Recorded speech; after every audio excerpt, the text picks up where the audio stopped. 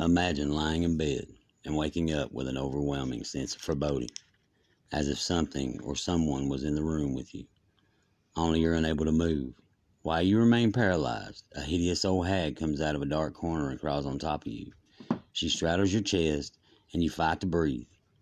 This experience has been shared throughout time across cultures and countries.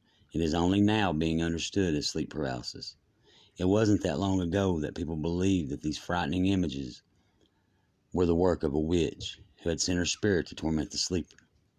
Being ridden by a witch is a Southern Appalachian expression for sleep paralysis and has also been called elsewhere old hag syndrome.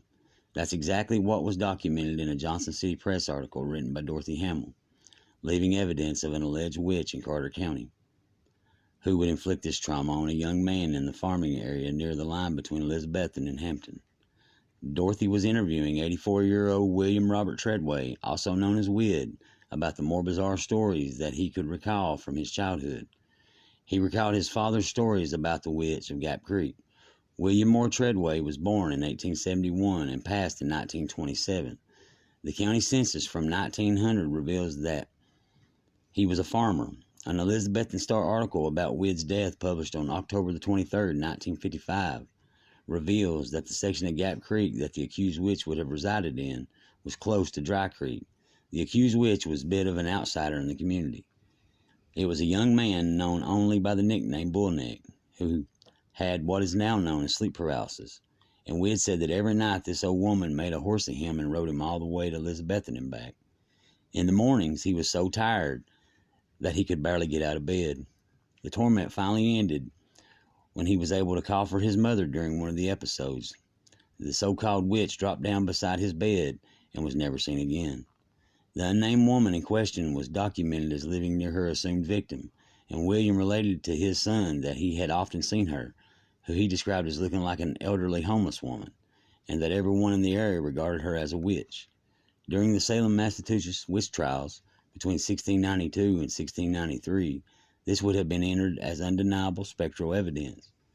There, the courts believed that only victims of witchcraft could see the invisible spirits of alleged witches, roaming around outside of their bodies to cause injury.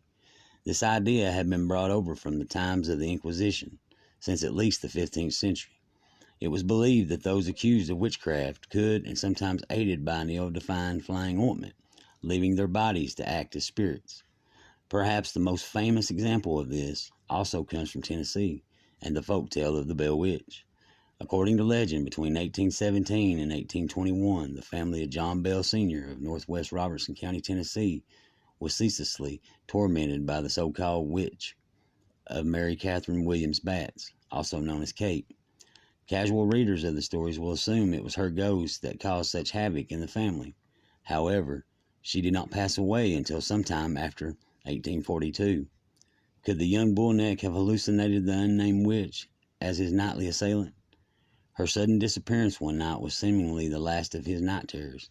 Studies have shown that the symptoms of sleep paralysis can abruptly start and stop, and sometimes never reoccur. Or could the unnamed witch have obtained the secret of the fabled flying ointment, which allowed her to leave her body to torment the young man? A secret concoction that has faded to time, just like her name.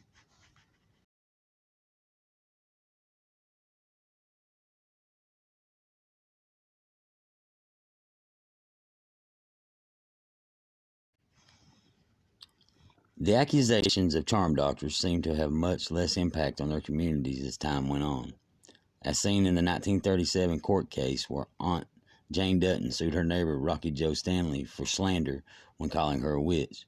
The two were neighbors in the Rocky Branch section of the Can Creek community in Dickenson County, Virginia. Everything seemed fine until Rocky had to doctor a cow at the same time that Aunt Jane fell ill.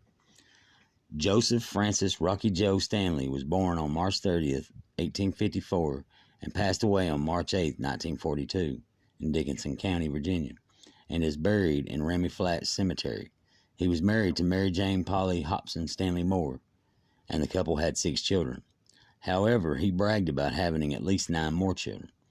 His wife had passed away in 1927, and he never remarried. Martha Jane, Aunt Jane, Hal Vanover killed Dutton was born in Wise, Virginia in 1865 and passed away in Well, Virginia on November the 25th, 1937, and is buried in Farmer Cemetery. She was married to Isom Dutton at the time of the accusation and trial.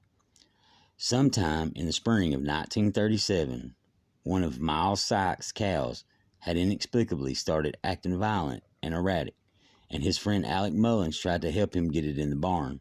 The animal was so wild that the men suspected some sort of curse had been placed on it, so they called on Rocky, the only charm doctor in the community. Whatever methods Rocky employed seemed to have worked, and the cow got better. At that time, Aunt Jane was becoming ill. Upon hearing this, Rocky decided to go into session with the supernatural to see what evil force might be behind the various problems of his community and their livestock. He received a vision of Aunt Jane. He went to her home, accused her of witchcraft, and told her that she was going to die soon.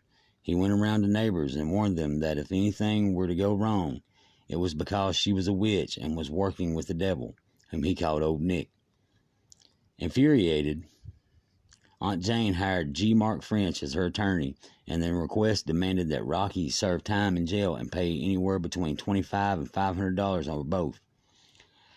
In October, Trail Justice Galley Friends presided over the trial. One witness, Raymond Mullins, testified that he had heard of Rocky charming cows, and like J.W. Childress and Henry Stanley, the other witnesses said that he didn't believe in witchcraft. Neither Rocky nor Aunt Jane took the stand, and on October the 8th, the charges against Rocky were dismissed.